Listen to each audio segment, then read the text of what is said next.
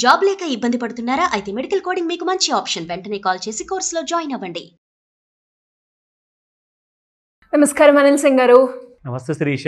Sir, ఈ రోజు ఎందుకు సార్ గోల్డ్ రేట్ అంత డ్రాస్టిక్గా ఆల్మోస్ట్ 160 రూపీస్ ఫాల్ అంటే మనం చెప్పొచ్చు ఇట్స్ అ హ్యూజ్ ఫాల్ అని. ఎందుకంత రీజన్ ఇంత డ్రాస్టిక్ ఫాల్ మనము ఈ రోజు బంగారం ధరలు తగ్గడం చూస్తూ ఉన్నాం? ఎంతో కాలం నుంచి అందరూ వెయిట్ చేస్తున్నారు కదా, సో అందుకే మనందరినీ సంతోషపరచడం కన్నా కనీసం ఒక రీజనబుల్ ప్రైస్ అంటూ ఉండాలి.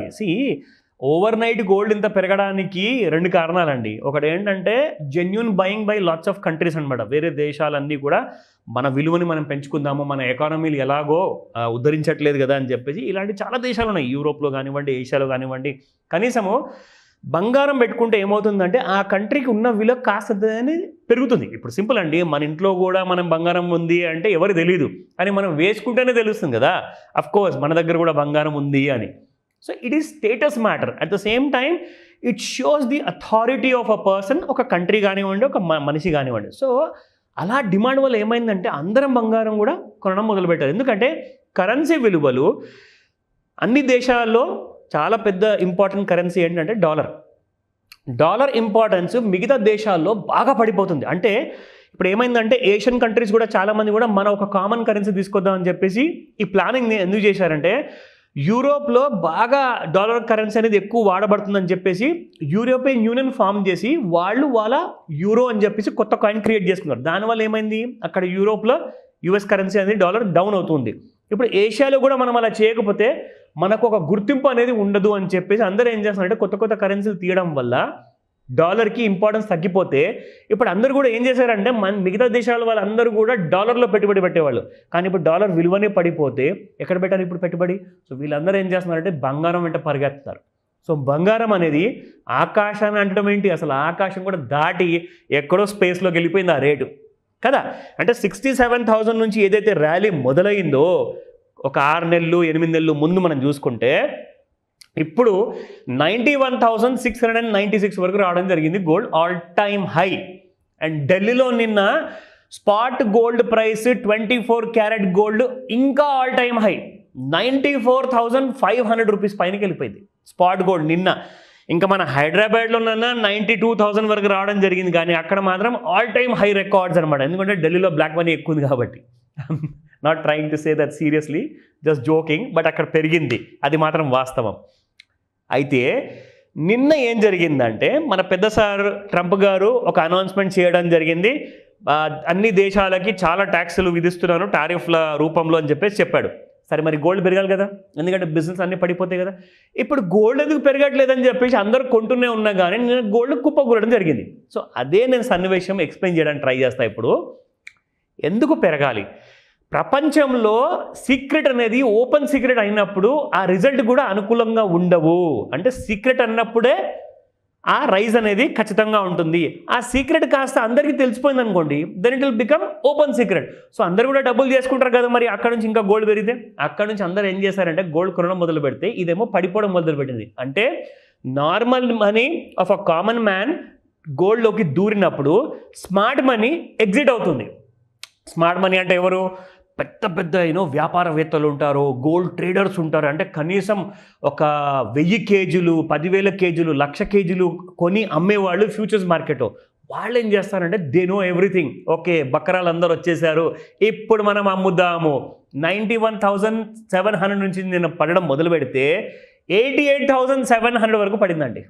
So it was a big huge fall of 3,000 rupees నిన్న ఒక్క రోజులో. ఇప్పుడు మనం చూద్దాము స్పాట్ మార్కెట్లో ఎలా క్లోజ్ అయ్యాయి నిన్న. సో 93.38 నిన్నటి ప్రైస్ ఉంటే ఇవాళ మీకు 91.64 ఉంది. It has fallen by 174. ఇంత పెద్ద ఫాల్ ఎప్పుడైనా చూసారా?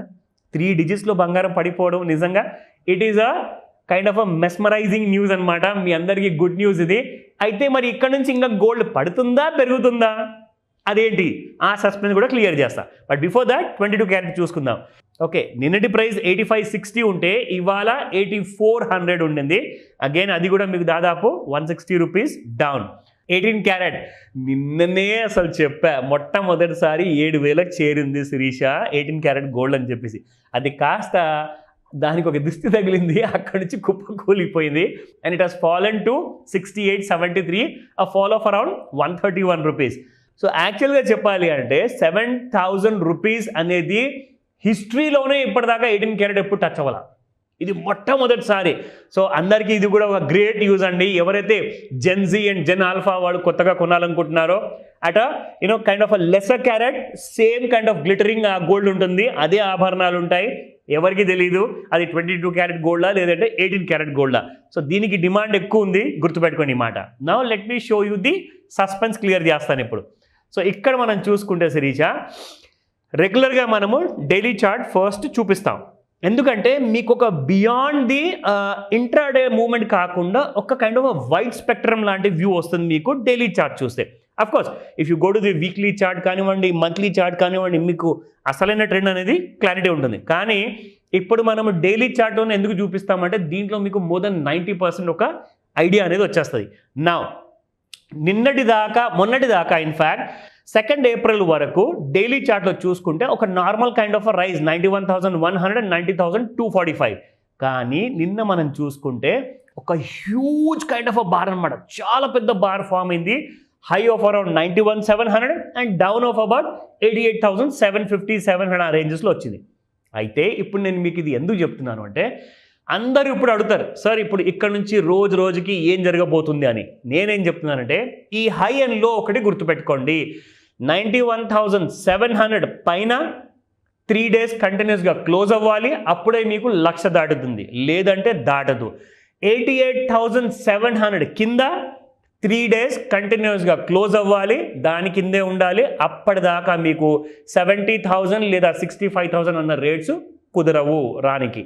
సో ఈ 2 రేంజెస్ గుర్తుపెట్టుకోండి. Now this has become like a great wall of China. So just wait and watch. అప్పటిదాకా మార్కెట్లు మీకు సైడ్ వేస్లో ఉంటాయి ఈ రేంజెస్ మధ్యలో ఉన్నప్పుడు. నౌ లుక్ ఎట్ ది ఇంట్రాడేలో నిన్న మనకి ఏదైతే ఈ ఫాల్ అండ్ రైజ్ జరిగింది కదా, ఫస్ట్ రైజ్ జరిగిన తర్వాత 91,700 నుంచి ఒక్కటేసారి కుప్పకూలింది మీకు ఈవినింగ్ 7 PM. మనం అందుకోసమని చెప్తాము 5 to 9 మధ్యలో చూస్తూ ఉండండి గోల్డ్ ఎలాంటి కైండ్ ఆఫ్ బిహేవియర్ అన్నది ఈ కరెక్ట్గా ఈ 4 to 5 hours మధ్యలోనే ఉంటుంది. అండ్ అదే జరిగింది నిన్న మీకు ఎగ్జాక్ట్లీ స్టార్టింగ్ ఫ్రమ్ 4 o'clock నుంచి. 4 o'clock తర్వాత నుంచి చూసుకుంటే 7 o'clock లోపే మీకు పడిపోవడం జరిగింది, మళ్ళీ అక్కడ నుంచి కాస్తంత పెరిగిపోవడం కూడా జరిగింది. కానీ నెట్ చూసుకుంటే 88,700 దిగిన తర్వాత you will see directly within few weeks లోపలే, కొన్ని వారాల లోపల ఆర్ మేబీ కొన్ని రోజుల లోపలే కుదరచ్చు 70,000 చూస్తారు. వెయిట్ చేయండి, మంచి రోజులు వచ్చాయి. Thank you sir. Thank you. Welcome Shirisha. Suman టీవీలో మీ పర్సనల్ అండ్ బిజినెస్ ప్రమోషన్స్ కోసం కింది నెంబర్కి కాంటాక్ట్ చేయండి.